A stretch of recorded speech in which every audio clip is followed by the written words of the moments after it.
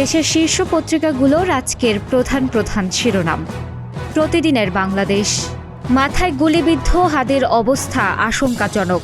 অস্ত্রধারীরা 2 সপ্তাহ আগে ওসমান হাদির প্রচারণার টিমে যোগ দিয়েছিল।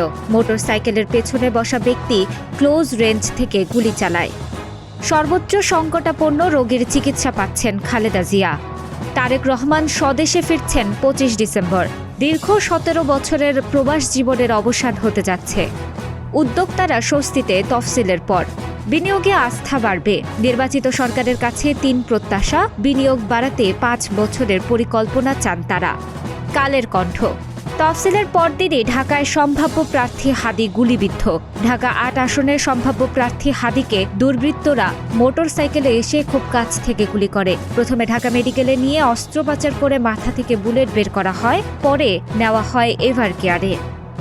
গুলিবিদ্ধ ওসমান হাদির পরিবারের পাশে ডক্টর জুবাইদা রহমান। শিশুদের রং তুলিতে 71 ও 24। বসুন্ধরা পাবলিক স্কুল অ্যান্ড কলেজে ছবি আঁকা প্রতিযোগিতা।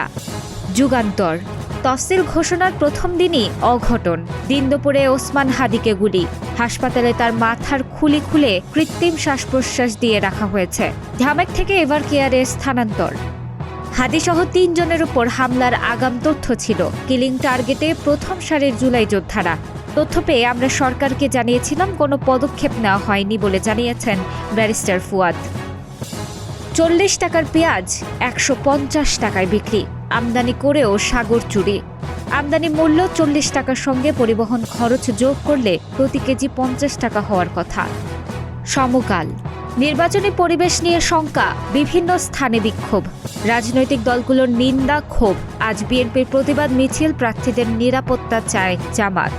স্তন ক্যান্সারে আক্রান্তদের 58% ধরন লুমিনাল এ এবং বি। তফসিলের পরদিন প্রার্থীকে গুলি। রিকশায় থাকা ওসমান হাদিকে মোটরসাইকেল থেকে গুলি। প্রচারণায় সঙ্গে থাকা 2 জনকে প্রাথমিকভাবে সন্দেহ। ইত্তেফাক। হাদির উপর হামলা, দেশের অস্তিত্বে আঘাত। প্রধান উপদেষ্টা। সংসদ নির্বাচন ও গণভোট বানচালের চেষ্টা হচ্ছে।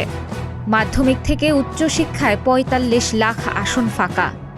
পরাজয় যত স্পষ্ট হচ্ছিল, বুদ্ধিজীবী অপহরণের ঘটনা ততই বাড়ছিল।